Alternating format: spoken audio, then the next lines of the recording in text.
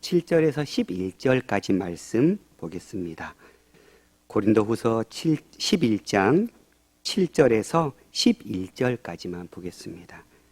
네, 기도를 좀 더 많이 하고 싶다고 얘기하셔서 15장까지 안 보고 11절까지만 살펴보겠습니다.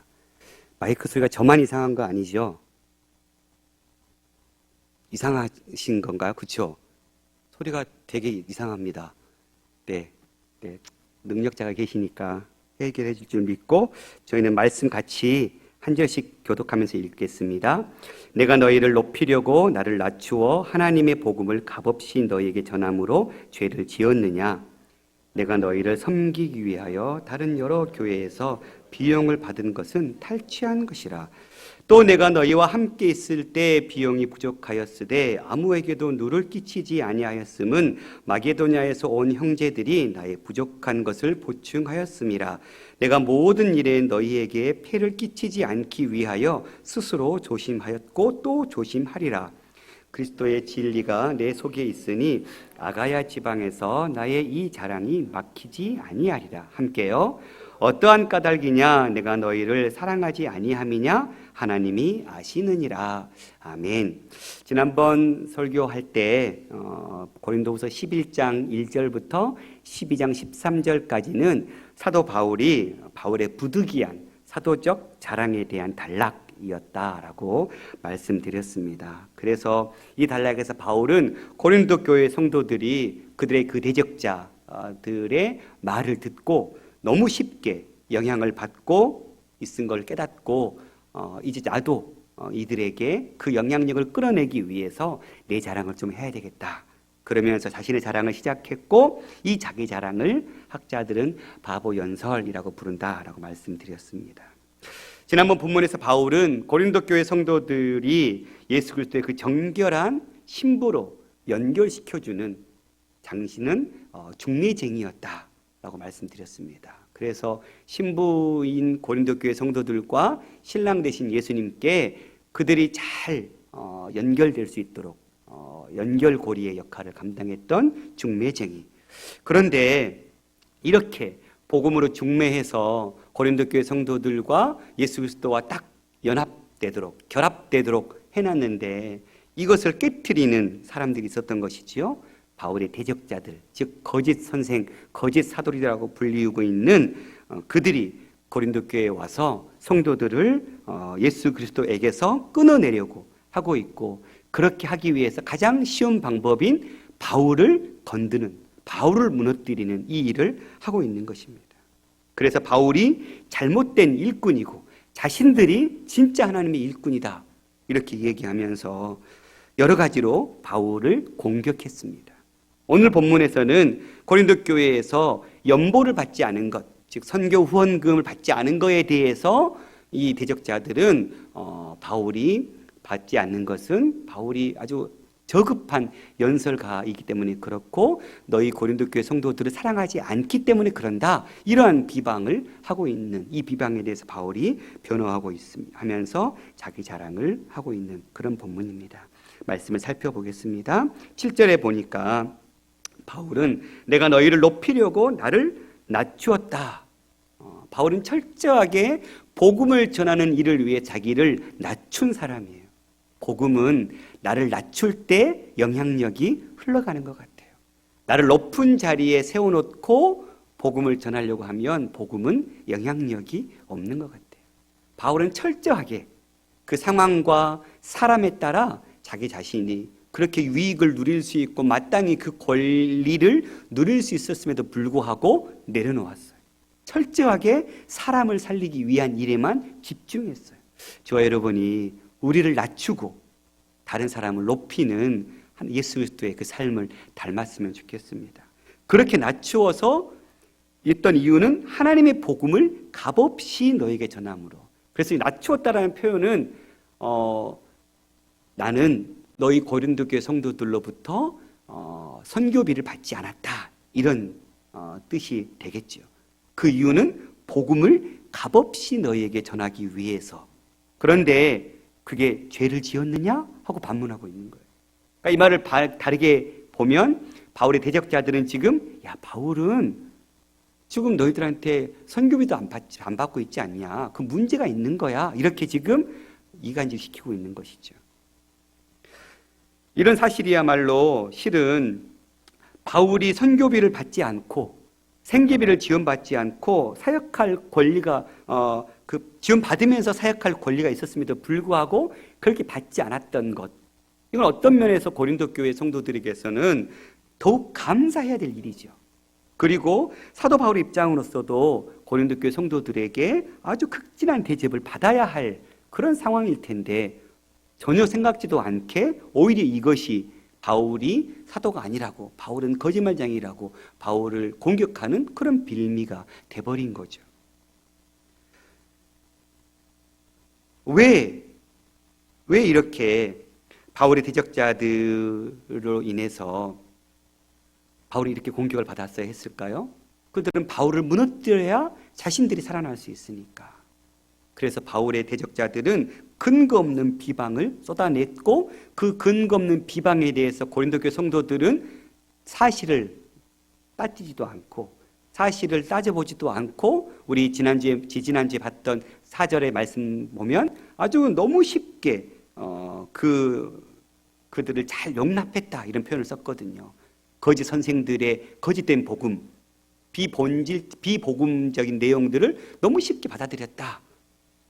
그러니까 바울을 무너뜨리기 위한 이 계략에 그 진짜인지 아닌지를 생각해 보지도 않고 그냥 그걸 받아들여 버리고 그러고 나서는 바울에게 잘못된 시선을 놓고 있는 고린도 교회 성도들.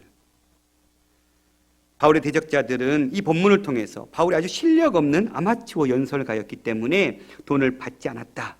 또 고린도 교회 너희 성도들을 사랑하지 않기 때문에 받지 않은 거다. 이러한 논리들을 펼쳤던 것 같아요. 11절에 보면 하나님 아신다 이런 말을 쓰고 있거든요. 당시 상황적으로 고린도 교회 이 헬라와 로마의 문화 속에서는 연설가들, 청중들에게 얼마나 많은 액수를 청구하냐에 따라서 그 연설가가 실력이 있느냐 없느냐를 판가름했다라는 거예요. 그러니까 실력이 아주 좋은 연설가일수록 그렇게 한 편의 연설을 하고 나서 높은 돈을 받았다라는 거예요. 많은 돈을. 그런데 바울은 그래서 좀 그보다 좀 더 덜 받은 사람은 좀 더 덜 위대한, 좀 더 덜 유명한 그런 설교가고 돈을 받지 않는 바울은 완전히 이거는 아주 실력 없는 이렇게 지금 취급하고 있는 거예요. 또한 당시 상황 속에서 바울이 어떤 당시 유행하고 있는 사회적 관습을 따르지 않았어요. 그것은 뭐냐면 당시 이 헬라와 로마 사이에 깊이 뿌리박혀 있는 이 문제들 가운데는 부유한 자들이 가난한 자들에게 선물과 호의 등을 베풀 때 그걸 감사함을 받아야 해요. 부유한 사람들은 순회 철학자들에게 돈을 주었고 이런 돈은 이의 없이 그리고 후원에 대해 적절한 경의와 감사를 표하면서 받았어야 했어요. 그런데 지금 그런 입장에서 보면 바울은 그러한 사회적인 관습을 따르지 않고 있는 것이죠. 그러니 이런 것을 이용해서 바울은 아주 형편없는 실력자다. 이렇게 지금 모함하고 있는 것이죠. 그러나 바울이 이렇게 돈을 받지 않았던 이유, 선교비를 생활비를 받지 않았던 이유는 이미 고린도전서에서도 이야기했어요. 고린도전서 9장에 보면 1절부터 15절까지 이러한 내용을 하고 있는데요. 재정적 지원을 요구할 수 있었지만 바울은 철저하게 복음을 값없이 전하기 위해서 받지 않았거든요. 선교비를. 그래서 몇 구절만 찾아보면 4절에 보니까 고린도전서 9장 4절에 우리가 먹고 마실 권리가 없겠느냐? 그러니까 바울도 충분히 우리가 이 복음 전하는 전도자의 사명을 감당하면서 당연히 너희들로 인해서 먹고 마실 권리가 있다라는 거예요. 또한 7절에 누가 자기 비용으로 군복무를 하겠느냐? 누가 포도를 심고 그 열매를 먹지 않겠느냐? 누가 양떼를 기르고 그 양떼의 젖을 먹지 않겠느냐? 군인들도 삭슬 받고 그 군인의 일을 감당한다. 복음 전도자도 마찬가지다. 또 8절에 보면 내가 사람의 예대로 이것을 말하는 것이 아니라 율법도 이것을 말하고 있다 하면서 모세의 율법을 쭉 이야기하는데 12절에 보면 다른 이들도 너희에게 이런 권리를 가졌거든 하물며 우리일까 보냐. 다른 많은 제자들도 이런 권리를 가졌는데 바울과 그 일행들도 똑같은 이 권리를, 즉 복음 전도로 인해서 올인하는 삶을 살았기 때문에 마땅히 그에 대한 생계비와 선교비를 받는 것은 마땅한 것이다. 그러나 우리가 이 권리를 쓰지 아니하고 범사에 참는 것은 그리스도의 복음에 아무 장애가 없게 하려 함이로다. 바울이 생각했겠죠. 고린도 교회에서는 이 선교비를 받지 않는 것이 복음이 좀 더 유익하게, 더 효과적으로 전달될 수 있겠다, 이런 생각을 얻게 되었고, 그런 생각이 있었기 때문에 내가 받지 않아야 되겠다라고 스스로 결정한 거예요. 그리고 이후에 13절에 보면 그 율법에 나와 있는 성전의 일을 하는 이들은 성전에서 나는 것을 먹고 제단에서 섬기는 이들은 제단과 함께 나누는 것 너희가 알지 못하느냐. 이와 같이 주께서도 복음 전하는 자들이, 주님도 복음으로 말미암아 살리라. 예수님도, 율법도 예수님도 당연히 복음 전도자가 그 복음 전하는 것 때문에 먹고 마시는 것은 당연한 권리다. 그런데 우리는 너희에게 조금 더 효과적으로 복음을 전하기 위해서 결정하고 받지 않은 것뿐이다. 이걸 이미 고린도전서 편지를 통해서 보내줬단 말이에요. 그런데도 계속 이 문제가 해결되지 않은 거예요. 고린도에 처음 발을 내디뎠을 때 후원을 요구하지 않았던 그 이유는 오해의 소지를 남기지 않기 위해서였죠. 많은 교사들이 자신의 강연 능력을 이용해서 많은 이윤을 벌어들일 목적으로 로마 제국을 순회하던 그 시대였으므로 자신은 그런 사람들 가운데 한 사람이 되지 않기를 결정한 거고, 바울이 순전한 복음을 전하는 자신의 자유를 보호하고 복음 자체가 드러나기 위한 결정 때문에 이렇게 한 거라는 사실이에요. 직업적인 연사들처럼 보수를 요구한 대신 바울은 브리스길라와 아굴라와 더불어 장막을 만드는 육체적인 노동을 감당하면서 고린도 교회에 1년 6개월의 사역을 감당했었어요. 사도행전 말씀에 보면 그 후에 바울이 아덴을 떠나서 고린도에 이르렀어요. 그리고는 아굴라라 하는 본도에서 난 유대인 한 사람을 만났고, 글라우디오 황제가 모든 유대인을 명하여 로마에서 떠나라는 그 칙령 때문에 그 안에 브리스길라와 함께 이탈리아를 건너서 새로 이 고린도에 와 있는 거예요. 그런데 그들의 생업이 뭐였어요? 생업이 같다라고 표현하고 있는데 그 생업은 천막을 만드는 일이다. 이 브리스길라 아굴라가 당시에 천막을 만드는, 이 천막은 전쟁에 있어서 굉장히 중요한 도구 중에 하나였어요. 장기간의 전쟁, 장기간의 거리를 이동했기 때문에 반드시 천막을 통해서 군사들은 보호를 받아야 했고, 천막을 치고 잠을 자면서 이동하는, 그러니까 아주 천막 장사는 쏠쏠한 그런 장사 중에 하나였었던 거예요. 그 일에 바울은 함께 일하면서 자발적으로 자기가 돈을 벌면서 고린도 교회 성도들에게는 돈을 요구하지 않은 이런 삶을 1년 6개월 동안 살았던 것이죠. 그리스 상류층의 사람들은 육체 노동은 천하게 여겼습니다. 당시 문화 속에서는. 그래서 그리스 로마 사회에서는 순회 선교사들이 체면을 손상시키는 육체 노동보다는 후원을 받는 것이 더 명예로운 길이다라고 인정했고, 그렇게 후원받았던 것이죠. 그러나 유대인들은 손으로 하는 노동을 굉장히 중요시 여겼어요. 실제로 율법 교사인 랍비들은 일종의 수공 기술로 자립하면서 삶을 살았거든요. 그러니까 어떤 면에서 지금 바울은 그 랍비 교육 받은 대로 자신의 사역 가운데 적용하고 있는 것이죠. 그런데 고린도 얄팍한 교사들은 바울이 이런 일을 한다고 해서 바울을 천한 사람이라고, 당시의 사회문화적인 그 관습 속에서 바울을 매장시키고 있는 것입니다. 8절에 볼까요? 내가 너희를 섬기기 위하여 다른 여러 교회에서 비용받은 것은 탈취한 것이라. 바울은 고린도 교회 성도들에게는 후원금, 선교비를 받지 않았지만 그 대신 다른 교회, 다른 여러 교회, 아마도 마케도니아의 빌립보나 아데니, 베레아나 데살로니가 교회나 이런 교회들로부터, 특별히 빌립보 같은 경우는 빌립보서를 통해서 아주 바울을 적극적으로 도와줬던 교회 중에 한 교회거든요. 그런 교회의 도움을 받아서 사역을 했는데 그 표현을 탈취한 거라는 표현을 쓰고 있어요. 이 탈취했다라는 이 헬라어는 1세기의 군인이 적군을 발가벗기는 그 모습을 묘사하는 군사적 용어로 강탈하다, 약탈하다 이런 뜻이거든요. 그러니까 마치 지금 바울은 나는 너희들에게 받지 않았지만 다른 교회에게 강탈하듯이 내가 헌금을 뺏었다, 이렇게 지금 표현하고 있어요. 왠지 좀 이상한 표현 같지요. 이러한 도전적 용어는 바울을 비판하는 대적자들의 비방을 반영하는 아주 매우 조소적인 언어를 쓰고 있는 것입니다. 바울의 대적자들이 이런 표현을 쓰고 있으니까 내가 마치 그런 표현을 쓰면서 내가 진짜 그렇게 탈취한 것처럼, 내가 그렇게 다른 교회에서 받아가지고 내가 니네 교회 사역했냐? 막 이런 비꼬는 그런 조소적인 이야기겠죠. 뿐만 아니라 실제로 이후에도 보겠지만 데살로니가 교회 같은 경우는 너무 힘들었어요. 아주 어려운 가운데 헌금을 그들은 아주 힘있게 드렸고, 그걸 받는 일은 바울에게는 마치 탈취하는 것 같은 부담감이 있었을 거예요. 넉넉한 사람들이 주면 그걸 좀 더 받는데 부담 덜스러웠겠죠. 근데 아주 어려운 가운데 있는데 그 헌금을 주니까 바울은 마음이 편치는 않았을 거예요. 받으면서도. 실제로 바울이 다른 교회에서 억지로 빼앗은 일은 없어요.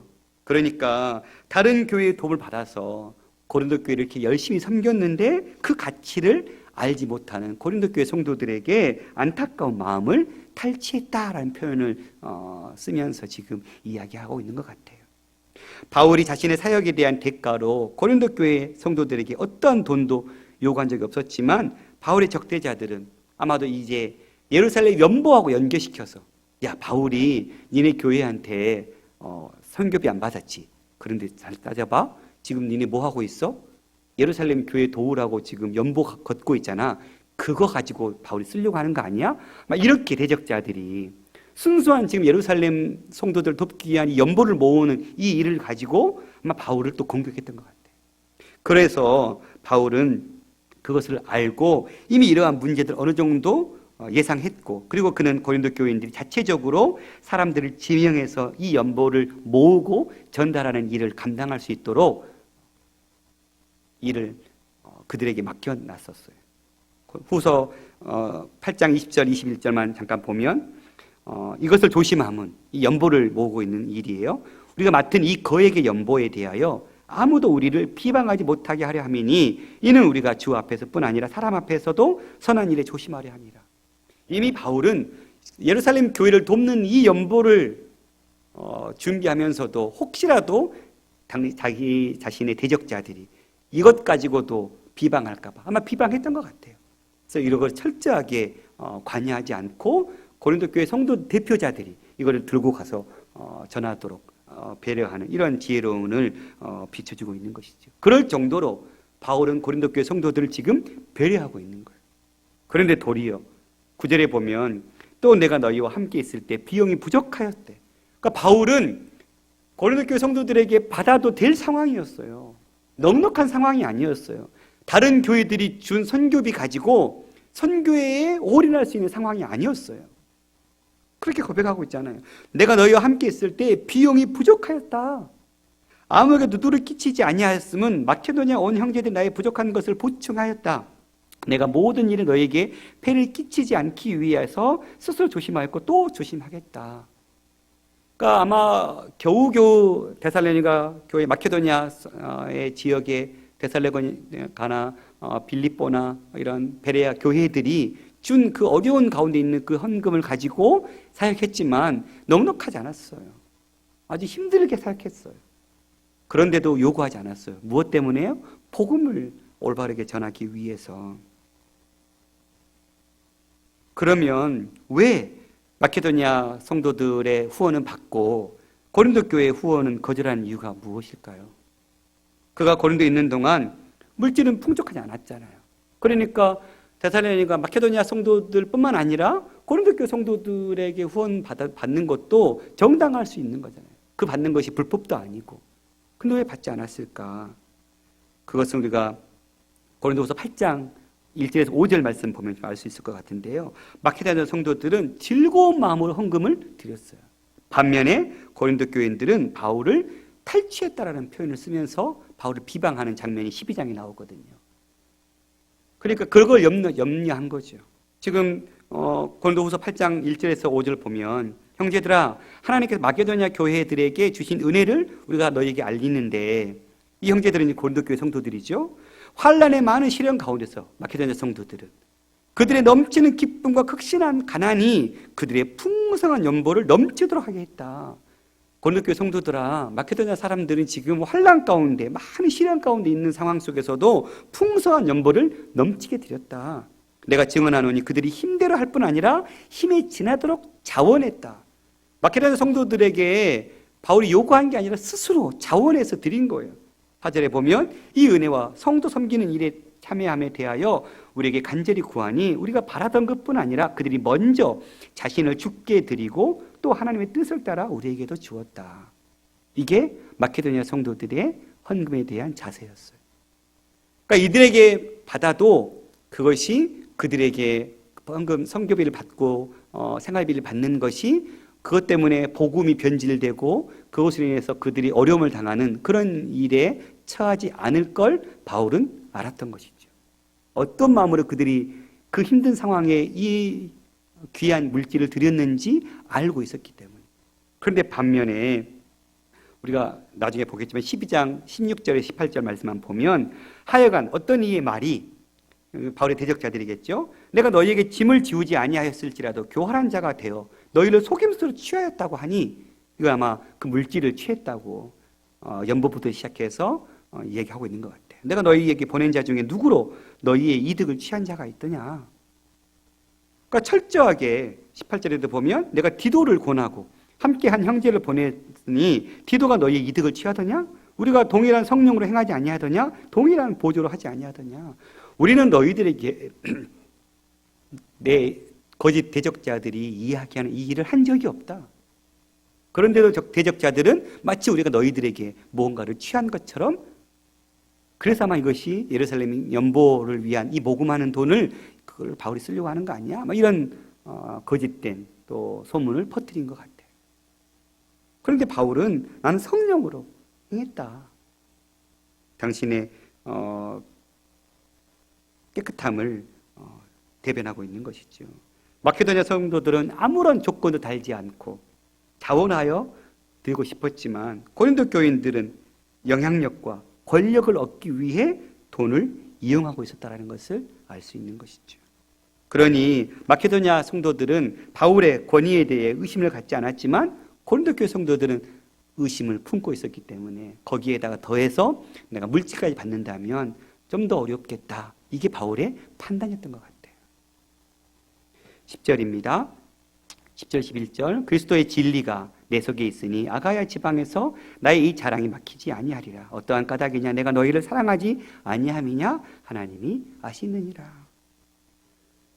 아마 이 그리스도의 진리라고 표현하고 있는 것은 바울의 진실함을 맹세하는 의미의 말처럼 보입니다. 나는 진실하다. 그리스도의 복음이 그리스도의 그 진리가 불변하고 확실하고 신실한 것처럼 나도 너희들 앞에 그 신실함으로 정직함으로 섰다. 내가 진실함을 맹세한다. 경제적인 문제에 있어서 그의 자립적인 태도가 고린도 교인들에 대한 무관심이나 교만한 태도에 관련된 것이라는 그 거짓 사도들의 비난에도 불구하고 그 재정적인 문제에 있어서 자신의 이러한 태도가 나는 그리스도의 진리와 일치한다는 것을 고백할 수밖에 없다. 이런 고백인 것 같아요. 그러니까 나는 하나님 앞에 한치의 부끄럼도 없다. 그리고 너희를 사랑하지 않아서 그런다 라고 얘기하고 있는 그 거짓 선생들의 말에 귀를 기울이지 마라. 나는 내가 너희를 사랑한 것은 하나님이 아신다. 이렇게 바울은 지금 바울의 적대자들, 그 대적자들의 공격에 의해서 대변하고 있는 이러한 일들을 감당하고 있습니다. 말씀을 살펴보면서 사도 바울은 선교 사역에 대한 마땅한 사례를 받을 고난이 있음에도 불구하고 받지 않으려 했던 이 방침을 고수하려 했던 목적은 단 한 가지. 곧 물질 문제로 인해서 그리스도의 복음이 장애를 받지 않게 하려는 그 목적에 있었던 것이죠. 우리는 어떻습니까? 우리는 복음이 선포되어지고 흠없게 복음이 선포되는 증거되는 일에 우리는 정말 깨끗한 마음으로 하나님 앞에 이 사명을 감당하고 있습니까? 한국교회가 이 일에 참 어려움을 당하고 있고 이 일 때문에 무너지고 있는 것을 우리는 부인할 수 없죠. 유명한 부흥 강사들, 그걸로 수많은 대가를 받고 그거를 자기 배를 채우는데 쓰고 있는 수많은 그런 부흥 강사들의 모습 붙어서 한국교회 안에 하나님께서 성도들이 피땀 흘린 그 물질을 가지고 복음을 전하고 선교하고 구제하고 하나님의 생명의 복음이 땅끝까지 이르는데 써야 될 그 귀한 물질들이 자신들의 배를 채우고 자신들의 미래를 보장하는 일에 쓰고 있는 이 시대, 한국교회는 지금 이 물질을, 이 만몬의 노예가 돼버린 상황 가운데 있습니다. 우리 생동교회는 어떻습니까? 하나님 주신 물질을 정말 바르게 복음을 변하는 일에 잘 쓰고 있는가 돌아봐야 될 줄 믿습니다. 돈을 이용해서 권력과 영향력을 행사하려고 하고 있지는 않는지, 교회 성도들 가운데 제가 예전에 청년 때 섬겼던 교회가 성경 건축, 교회를 새롭게 더 확장하면서 건물을 지으면서 이렇게 성도들에게 헌금을 작정을 받았어요. 주보에 누구누구 집사 5천만 원 헌금 이렇게 써 놓으셨어요. 그거 보고 참 암담했었거든요. 이건 뭐예요? 이건 진짜 돈을 이용해서 자기 권력, 자기 세력을 만들고 있는 것뿐이에요.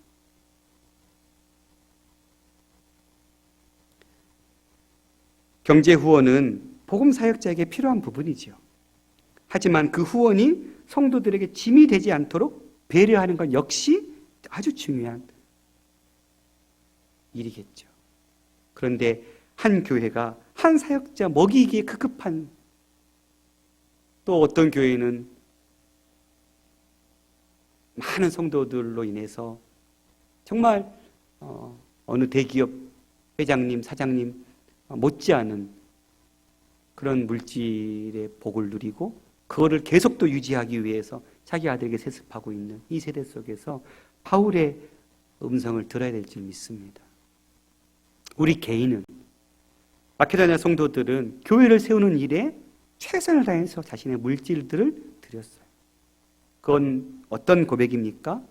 하나님 앞에 내가 주신 물질이 하나님께서 받아주셨던 것이고 주신 분이 주님이시니 다시 내가 주님의 마음으로 돌려드리겠습니다. 이런 마음이겠죠. 우리가 주 앞에 드려지는 물질은 그런 마음으로 드려야 할 것이고, 그렇게 모아진 물질은 교회는 정말 더 바르게, 더 정직하게, 깨끗하게 쓰이는 일에 눈을 부릅뜨고 감시하고 하나님 주신 물질을 흘러보내야 되겠죠. 어떠한 일에? 복음이 편만하게 증거되고 선포되는 일에. 우리 생동교회가 앞에 붙여놨잖아요. 생동교회는 부자 되는 교회가 원치 않는다. 정말 붙잡아야 될 말씀이죠. 교회가 만몬의 노예가 돼버리면 복음의 영향력은 사라지는 것 같아요. 지금 한국교회가 그것 때문에 이제는 기독교의 먹사의 위치로 전락하고 만 것이죠.